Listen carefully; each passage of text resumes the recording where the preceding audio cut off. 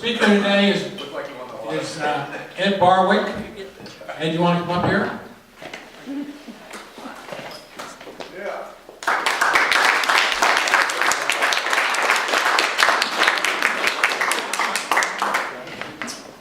The only thing I can say about Ed is that he played in the Rose Bowl, and he's got a program here that we all want to listen to, and I went over a little bit over his time, so if we can give him the courtesy to maybe go over a little bit.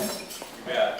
Yes. Because we all want to listen to what Ed has to say on automobiles. The first word I think of is compression.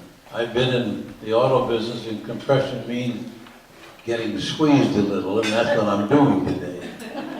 Now, the main story today is just simply to tell you about the men and women that started the American automobile industry, the actual people that put America on wheels. The first place to start, the best place to start, would be Henry Ford. You all know about Henry Ford, but did you know that at 16 years of age, he left the family farm, came to the city of Detroit, went to the Edison Light Company and applied for a job. He got a job with Edison Light. He worked for them for about 9 years till he became an electrical engineer. And during that time, he did several things. Number one, he married his lifelong partner, Clara Bryant. About 4 years later, they had their one child, Edsel Ford.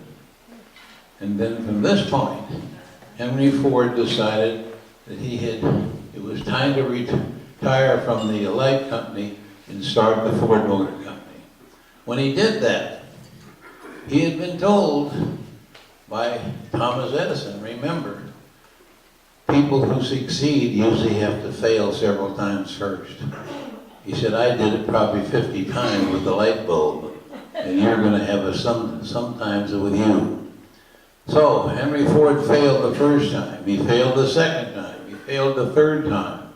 And when he failed the fourth time, he came home to his wife, and Clara could take one look at his face and understand there was a problem. He said, I don't know what else to do, Clara, I just don't.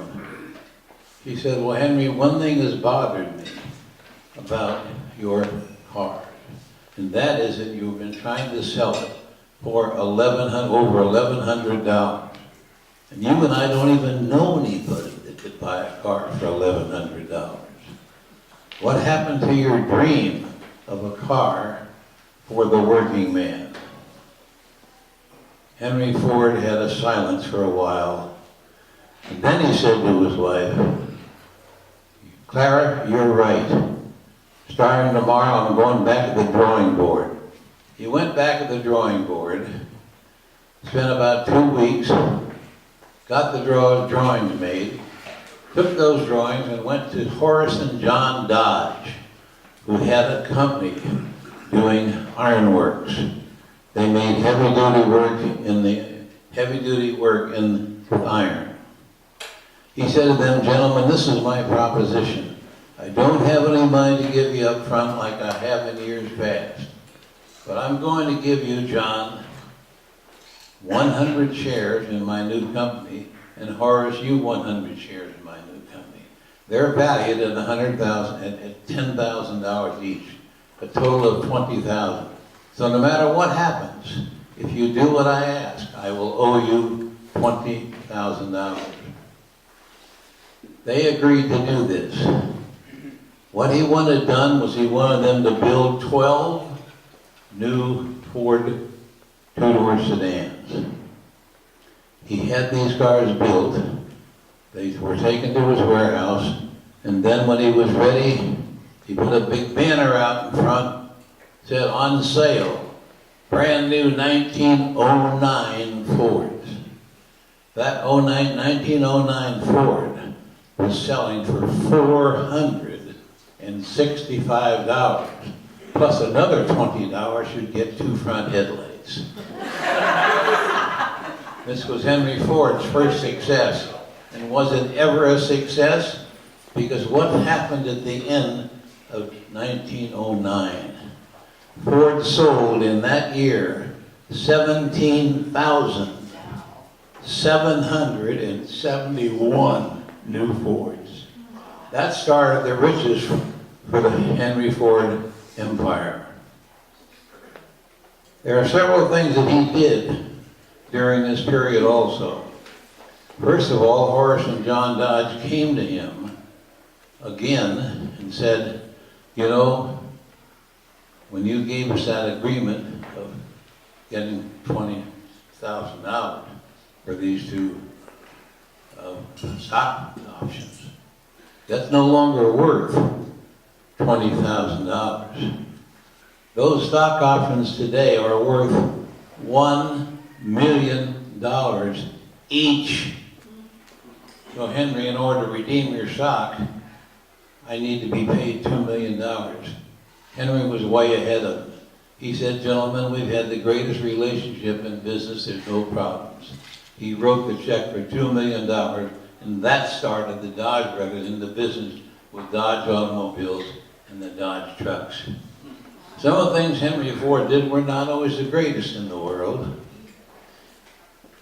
He had first of all, a good thing. Henry Ford said in 1923 that as we enter 1924, I want to try to sell 2 million Fords in that year. Believe it or not, by November of that year, they sold 2,019,24 Fords. And he did refund $100 to each buyer of those Fords. However, in 1926, Chevrolet had crept up on Ford, and Chevrolet outnumbered Ford and won the battle of the number of cars sold. When that took place, Edsel, who had been made president of the company, said, Dad, we've got to get a new model. Luckily, Henry and Clara took a trip. When they came back a couple of months later, Henry went down to the basement with Edsel, and Edsel unveiled the new car. It was a 1928 Ford Model A. But nobody realized that over in the corner was a sledgehammer just leaning against the wall. Henry Ford picked up that sledgehammer and went over and absolutely destroyed that model. That just destroyed Edsel's heart and the feelings that the other gentleman there had. So Edsel got in the car, went out to Fairlane, which was the home of his mom and dad. He spoke to Clara, his mother, and when Henry Ford came home that night, I have absolutely no information on what the conversation was. But I can assure you that 9 o'clock the next morning, Clara showed up at the Ford plant with Henry, and she said to Edsel and the assembled men, Henry has something he wants to tell you. And he did not look up. He kept his head down, he issued 2 words, build it. That's actually how the 1928 Ford Model A got built. Otherwise you wouldn't have one, Rashida. Or 2 or 3, yeah, that's right. Now, in addition to this, Henry Ford is also the man, when he saw all the crowded streets and everything around, the main ones in Detroit, he went to the Board of Commissioners and said, you have to do something about this. Everybody's going in every different direction. So he had them paint a yellow line down the center of the street so they could go in 2 different directions. And then he also got the signal put in at the end of the street, the first ones in Detroit. Now, there was no moving assembly line in those days, and later on, Henry Ford also was the man that created the moving assembly line. However, in 1924, there was a real problem. because the government said, we're going to have an income tax. And Henry Ford said, I'm not paying any income tax. I'm not paying anybody for money I've already earned. I'm not going to do it. So he didn't. However, when everybody else had paid, finally, the President of the United States called Henry and said, you're going to be surprised pretty quick. And the National Guard showed up, surrounded the plant, shut it down, and it took about the middle of the next day before Henry paid the income tax. There is a way when there is a need. One quick thing that was very important with Henry Ford. When he started to make money with Ford in the production, the wage was $3.50 a day. That was the going wage for labor. And now I didn't make a mistake. Not $3.50 an hour. $3.50 per day. He said, my people are doing a good job, and from now on everybody's going to get $5 a day. His banking friends told him, you're going to go broke. That disturbed Henry so much, he went to his bankers and said, gentlemen, it's been great having a relationship, but you won't have to worry about it anymore, because I'm going to open my own bank. And he did do that, Ford Bank of Detroit.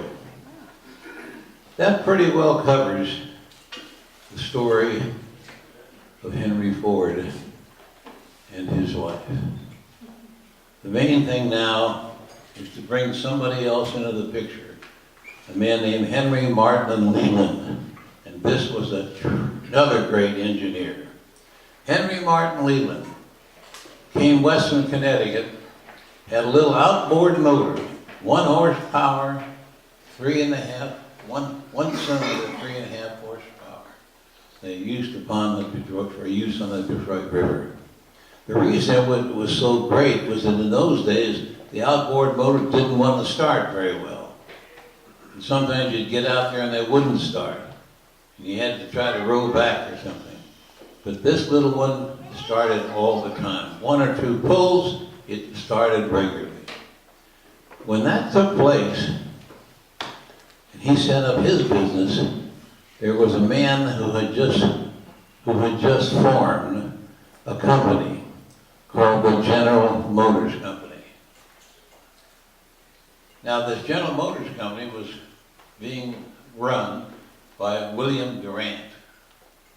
William Durant had put together the Chevrolet, the Pontiac, the Oldsmobile, the Buick, and now there is a new car to be made. He said to this man, can you build an auto engine? And if you do, I'll make you a wealthy man and bring you into General Motors as the chief engineer. Well, obviously, Henry Martin Leland thought this was a good challenge, so he took it. He started to make the new engine, and he was told they were going to go to London, England to compete with a worldwide excellent award in engineering. Then all of a sudden it struck Henry Martin Leland, well, I got a better way. Let's take 2 engines. And what we'll do is I'll mark one engine inside with the red markings, the other one with blue markings. The point was when they got to London, England, they disassembled these 2 engines, mixed up the parts in front of the judges, put them back together, and showed how beautifully they worked and ran. They had to run them for 250 miles each to show that they were running perfectly. And that, they came back to America the winner of the DeWar Award for International Excellence in Engineering. Now, when they're coming back aboard ship, the reporter finally said, what's the name of this new motor? And they looked at each other and they said, you know, we never thought about that. Well, back and forth went the conversation, and then Henry Martin Leland said, I got it. Why don't we just name it after the founder of the city of Detroit? we'll call it the new Cadillac automobile. And that's how Cadillac got into General Motors. Unfortunately, right after that, the crank handle entered its reverse action, struck dead the side of Henry Martin Leland's closest friend. He said, we've got to have a self-starter. We cannot do cranking forever. He put out a program to get the motors done. No one could do it.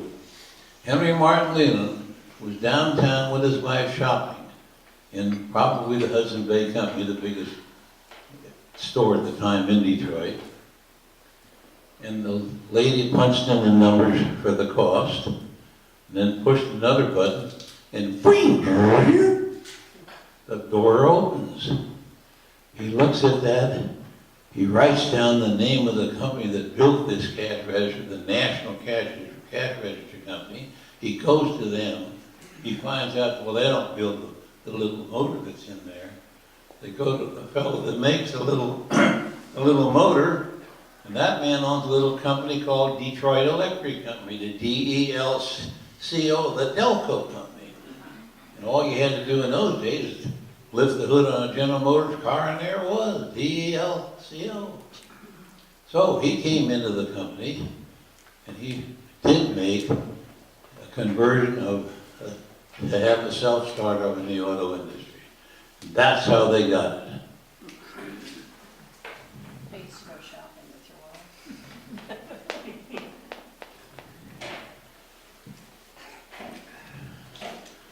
I'll tell you, the squeeze is on, but we'll squeeze a little more.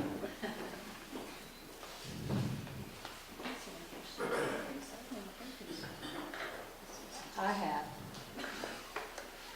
Now let's go back for a moment to Horace and John Dodge. They were originally bicycle manufacturers in Windsor, Canada. They came across the river, set up their business with their ironworks, and were very successful. And that's when they contracted to do the frames for Henry Ford and all of his cars.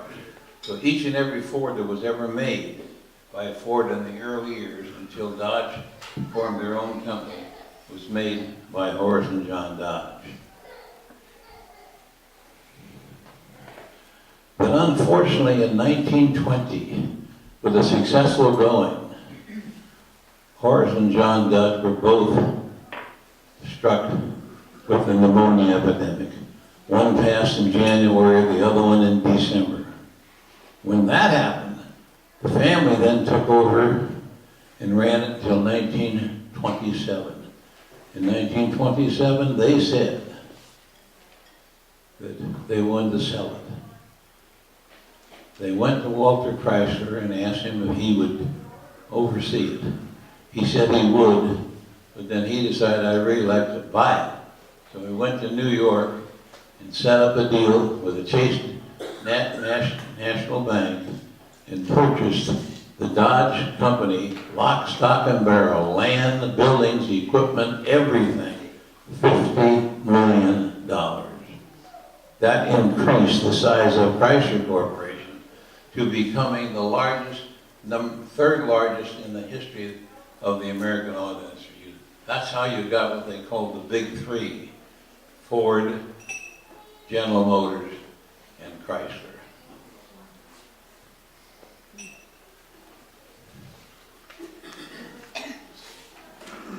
Walter Chrysler was born in Ellis, Kansas. And he was a repair genius. This little guy could take apart wristwatches. He could take apart doorknobs, and he could put them right back together.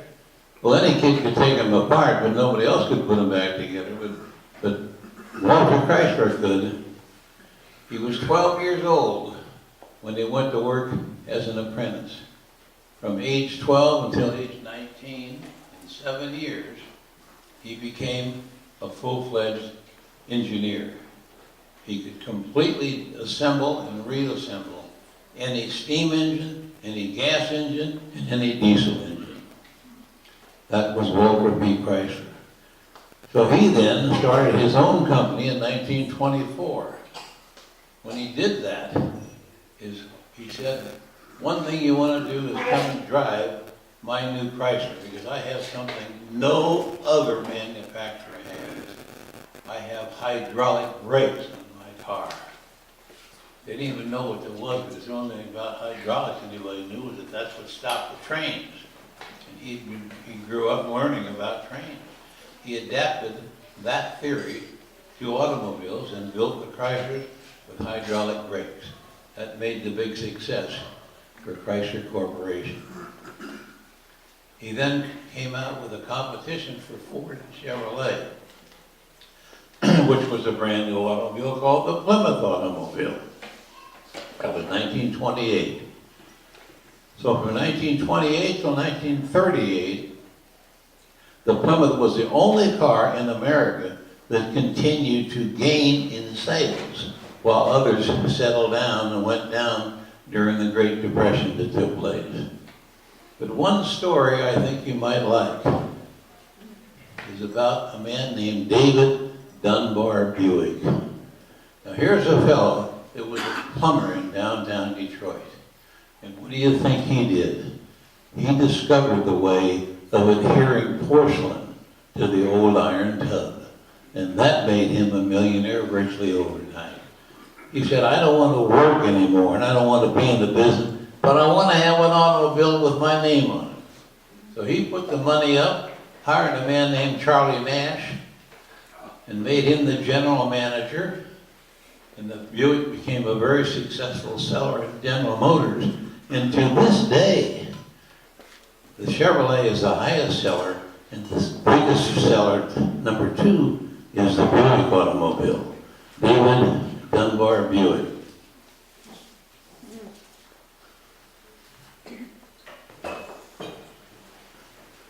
Another important figure I'd like you to understand about this little story is that by World War II, when the war started, 1 in 7 employed adults in the United States was employed by a company some way, either directly building automobiles or affiliated with the auto industry.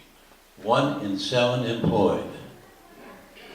When World War II started, President Roosevelt grabbed the president of General Motors, a man named William Knudsen. He made him director of war production, and immediately all automobile production was stopped, and they started to build planes and ships and tanks. And that was done by the abilities of a man who had the experience. Now, something else had happened in America, really different.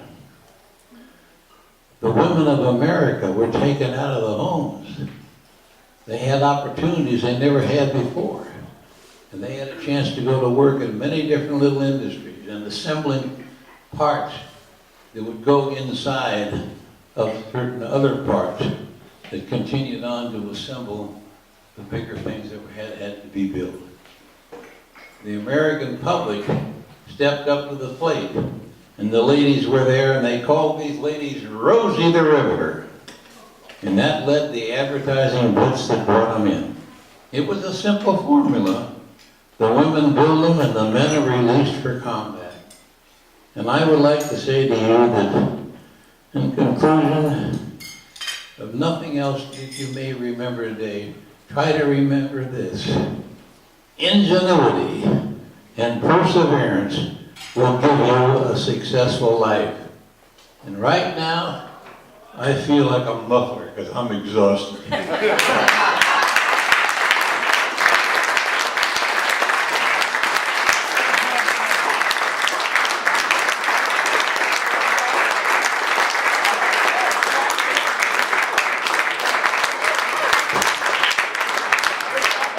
questions for Ed? He actually was there in 1902, or? Does anyone have any questions? I got a question. I got a question over here. Ed, over here. Over here. You played tight end for USC, is that right? No, I played right hand. Right half? Right half. Okay, that is a misprint. I thought I said tight end. I just wonder how What was your dimensions? What was your height and weight at that time? Cannon just under about 190, 195. Still that, still got the weight today and it's redistributed. Another question for Ed? Ed, thank you very much. That was a great presentation. Thank you, riparians. Meeting is adjourned.